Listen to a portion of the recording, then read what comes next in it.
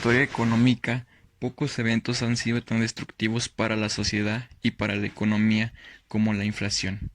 Ella reduce la capacidad de compra de la población y genera caos en las finanzas gubernamentales de la región afectada. Pero más peligrosa es la hiperinflación, que destruye cualquier poder de compra, así como la capacidad del Estado para solucionar el problema en el corto plazo. Obviamente, con el tiempo, el incremento de los precios causados por la alta inflación es reducido. El caso más famoso de hiperinflación es aquel que tuvo lugar en Alemania a principios de los años 20 del siglo pasado. La causa de la hiperinflación se inició a causa del financiamiento de la Primera Guerra Mundial, porque ni la recaudación impositiva ni el endeudamiento público fueron suficientes para pagar el enorme gasto originado por la guerra. En consecuencia, a pesar de la vigencia de severos controles y racionamientos, la excesiva emisión de monedas empezó a reflejarse en el aumento de precios, es decir, Alemania entró a un círculo vicioso de emisión de moneda, lo que provocó la hiperinflación. Durante los años 1914 y 1918, el índice oficial de precios en Alemania aumentó a un ritmo promedio de 24,8 anual. El Tratado de Versalles puso fin a la Primera Guerra Mundial, el cual en 28 de junio de 1919, a las afueras de París, los dignatarios europeos se congregaron en el Palacio de Versalles para firmar uno de los tratados más odiados de la historia. El Tratado de Versalles puso fin formalmente a la Primera Guerra Mundial y al mismo tiempo sentó las bases a la Segunda Guerra Mundial. Aunque fue precedido de una conferencia de paz que duró más de un año, no gustó a ninguno de los países firmantes. El propio tratado se basó en culpar a Alemania de la guerra. El documento quitó a Alemania el 13% de su territorio, una décima parte de su población. La región de Renania fue ocupada, desmilitarizada y la nueva sociedad de las naciones se apropió de las colonias alemanas. El ejército alemán quedó reducido a 100,000 hombres y se prohibió que el país reclutara soldados.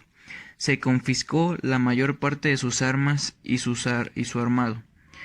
Se quedó sin grandes buques. Alemania fue obligada a someter a juicio a su emperador Guillermo II por crímenes de guerra, y el tratado exigía que Alemania pagara 269,000 millones de marcos de oro, el equivalente a 33,000 millones de oro.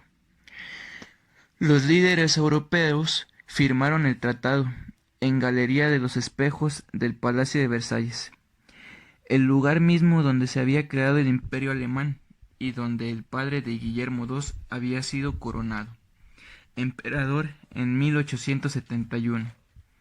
Supuso una bofetada para Alemania, cuyos residentes consideraron la famosa cláusula de culpabilidad de la guerra una humillación severa. Emperador en 1871. Supuso una bofetada para Alemania, cuyos residentes consideraron la famosa cláusula de culpabilidad de la guerra una humillación severa.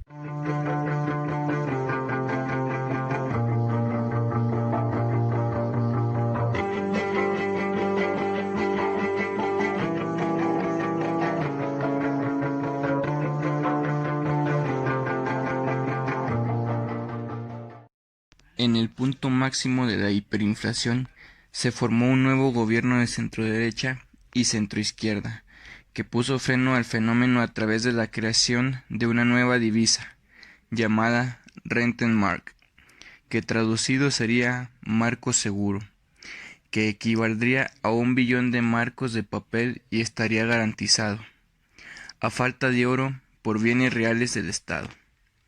Además se renovó el Banco Central del país, el cual comenzó a adoptar medidas de control de flujos monetarios en el país, tras las cuales la confianza en el marco comenzó, lentamente, a restablecerse.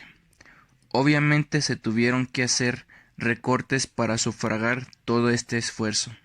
Se facilitaron los despidos ya que la actividad económica y la productividad eran muy inferiores a las de antes de la guerra, por la destrucción de las industrias, los costes de restablecimiento de la industria y las pérdidas económicas. La jornada laboral pasó de 8 horas a 12 horas. Hubo además reducciones salariales, desapareció la prestación por desempleo y en 25% de los funcionarios fueron despedidos. La repercusión no podría haberse llevado a cabo sin el Plan Dewes, que facilitó el pago de la deuda contraída con los aliados mediante préstamos de la banca estadounidense. La gran importancia que tuvo en su momento este plan, que contribuyó a resolver una seria crisis internacional, significó para Dewes, militar, banquero y político estadounidense, el Premio Nobel de la Paz en 1925. Este plan posibilitó la evacuación de las tropas aliadas de la región de Ruhr y permitió al gobierno alemán tener unos plazos de amortización de deuda más benévolos, con pagos más escalonados, 1.000 millones de marcos el primer año, de los 800 millones serían financiados por Estados Unidos, que se irán incrementando hasta 2.500 millones después de 5 años. Los pagos se complementarían posteriormente con una cifra que se fijaría de acuerdo con la situación económica de Alemania.